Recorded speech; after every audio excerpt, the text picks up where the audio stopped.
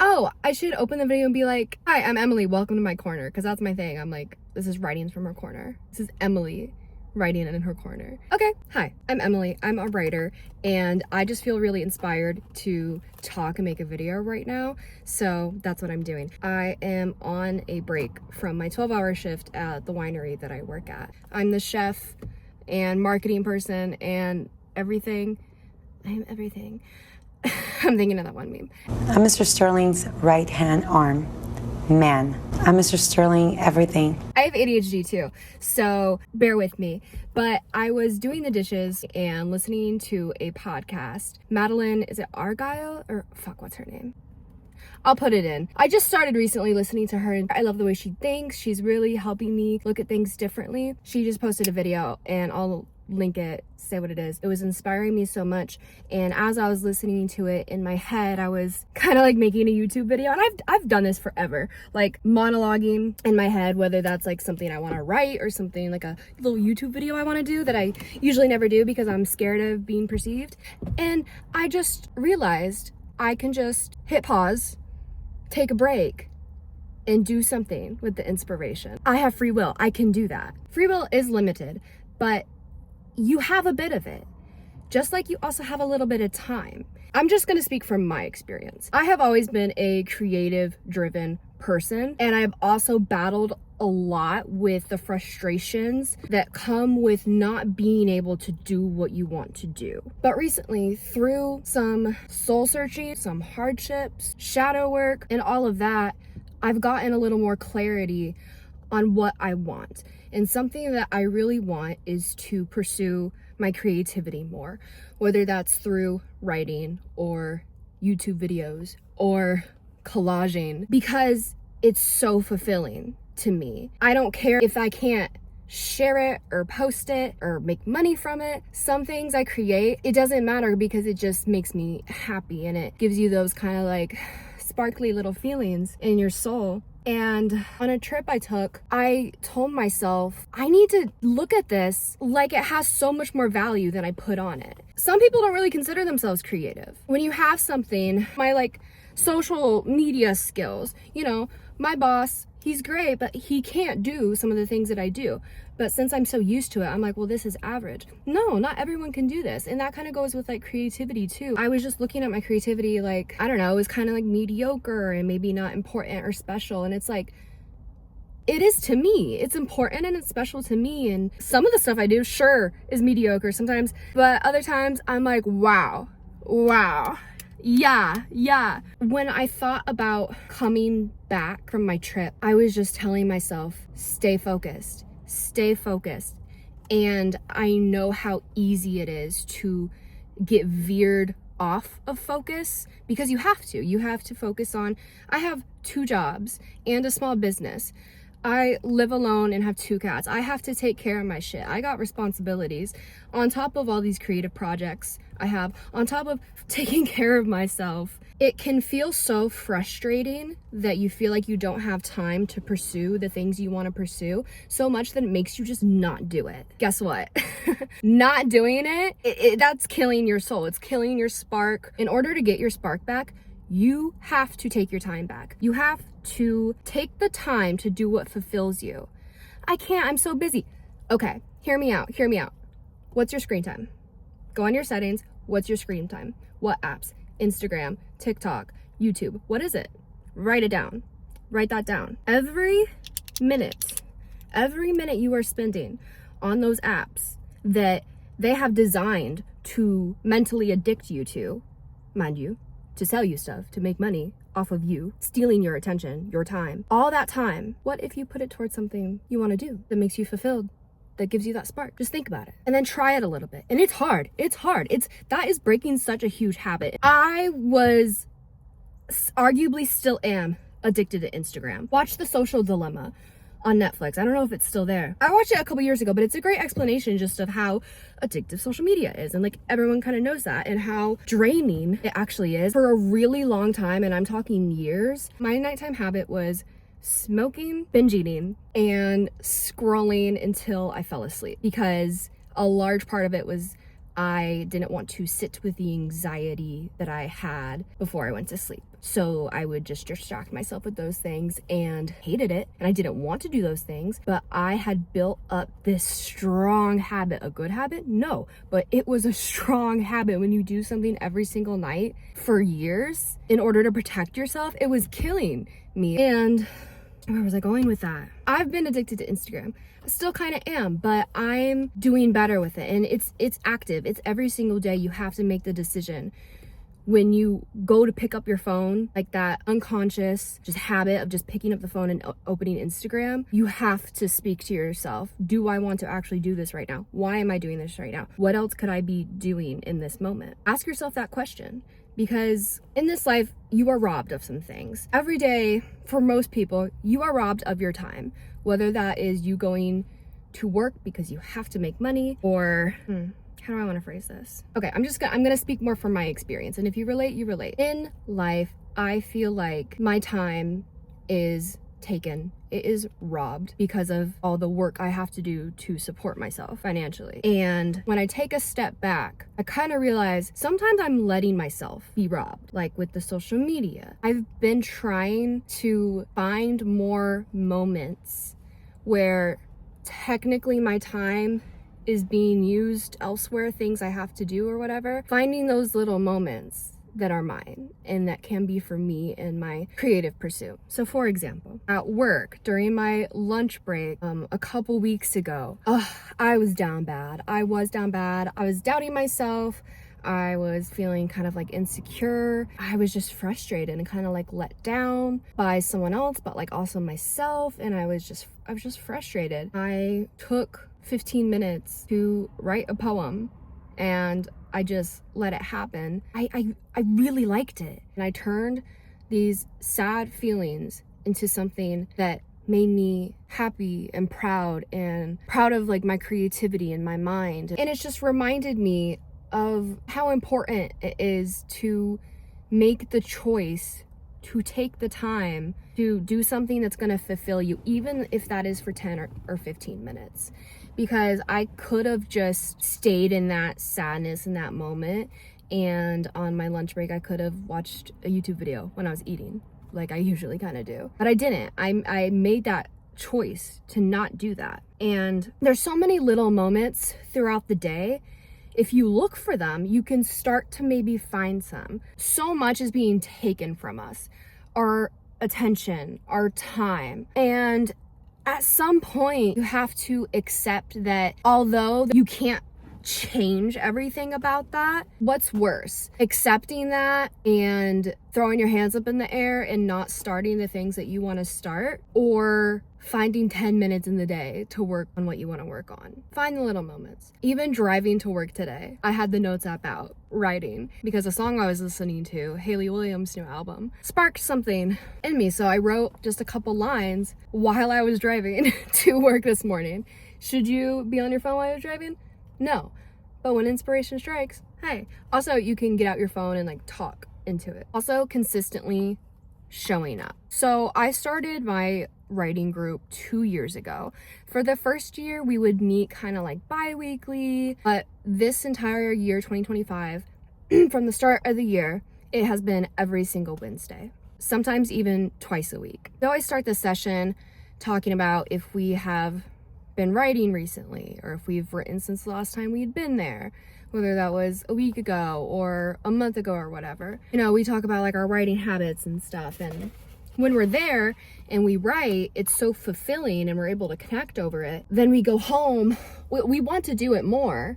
We're like, oh, this is great, I need to do this more. But then we go back to like, you know, life, and everything gets in the way, so you don't do it. Having one day, every single Wednesday, is Writings from Her Corner. Rain, shine. If I have 10 people coming and I feel so antisocial and anxious, I'm showing up. If I have 2 people coming and I feel like a failure because only 2 people are coming, I show up. I show up when I'm tired, when I'm angry, when I'm sad, when I'm numb, when I'm heartbroken. I show up.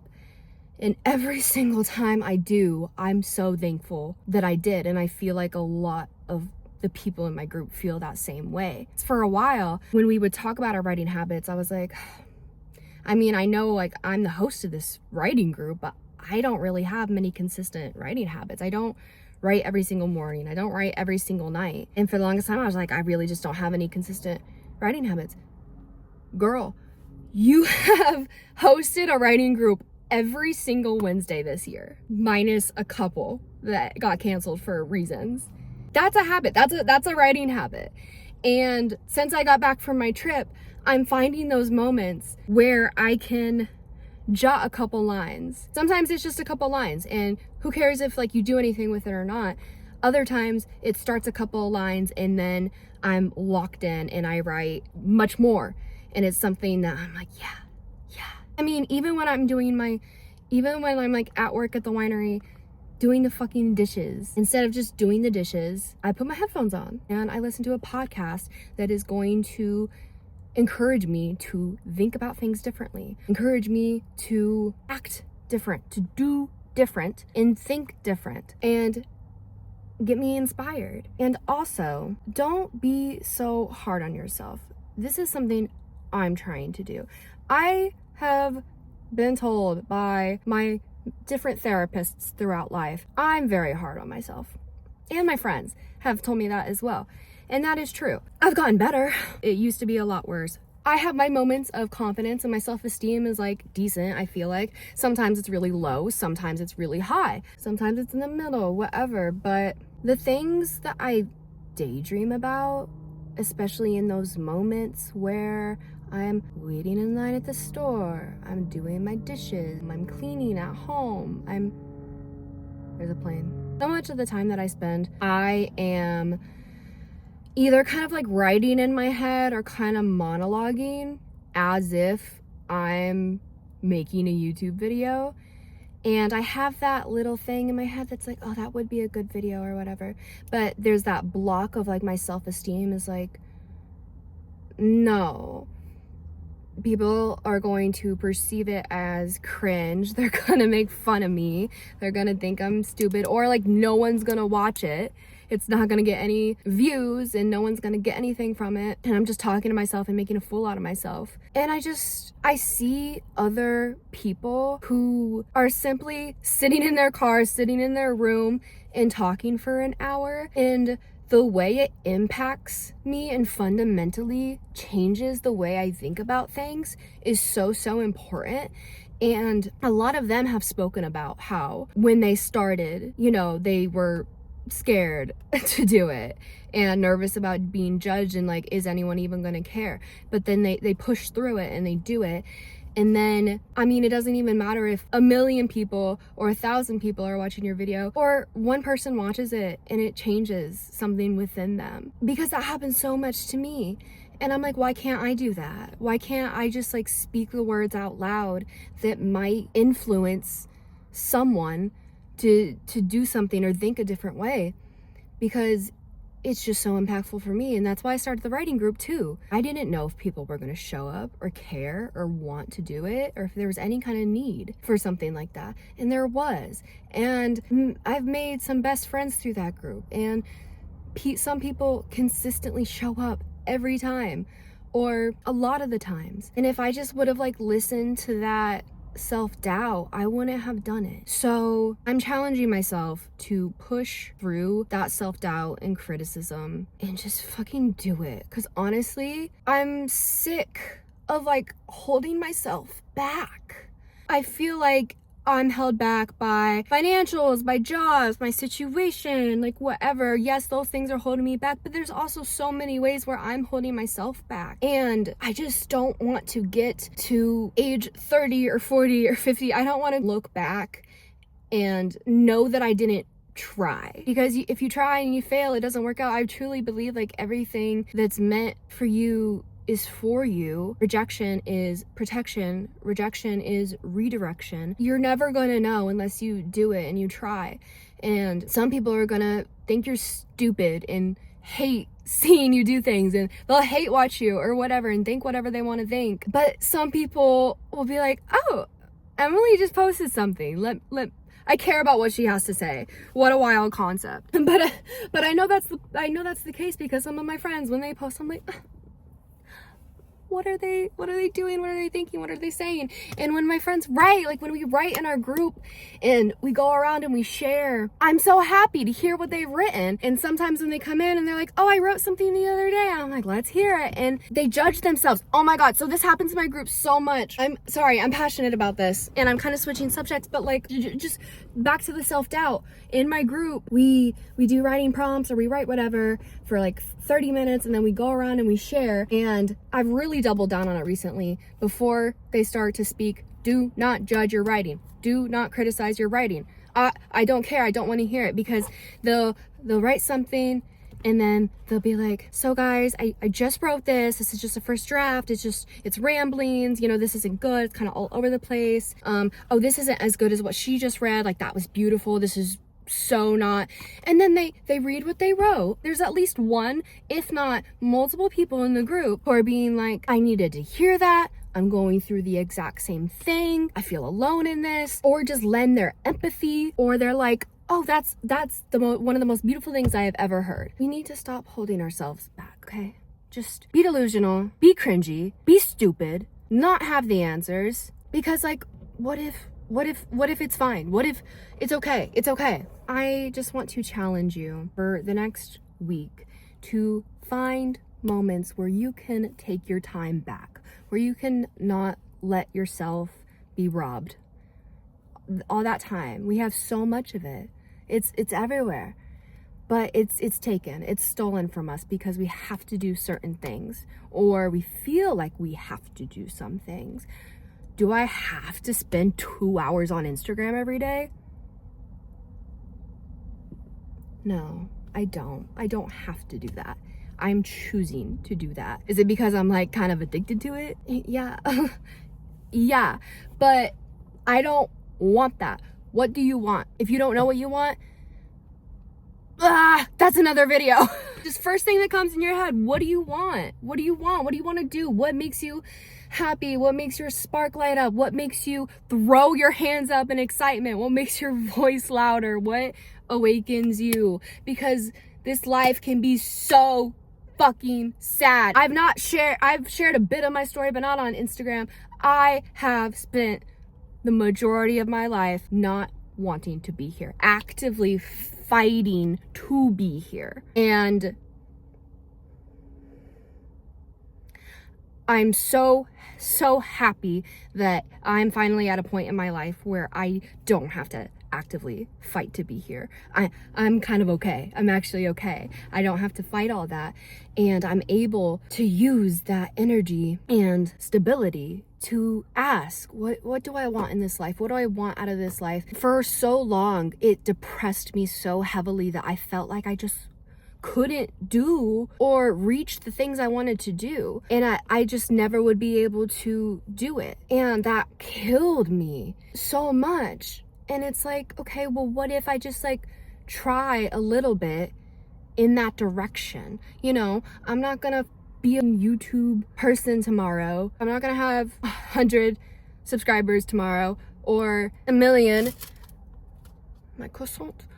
But what if I get one? What if I get 1 or 2? And then you just keep doing it and you keep getting, that's literally how things work. Like, okay, so Madeline, if that's her name, if that's even her fucking name, the podcast I was listening to, she was like, a car doesn't go from 0 to 100. A car goes 1, 2, 3, 4, 5, 6, 7, 8, you know, like kind of fast, like speedometer, whatever. I have an old car, so it's like, but it gets there.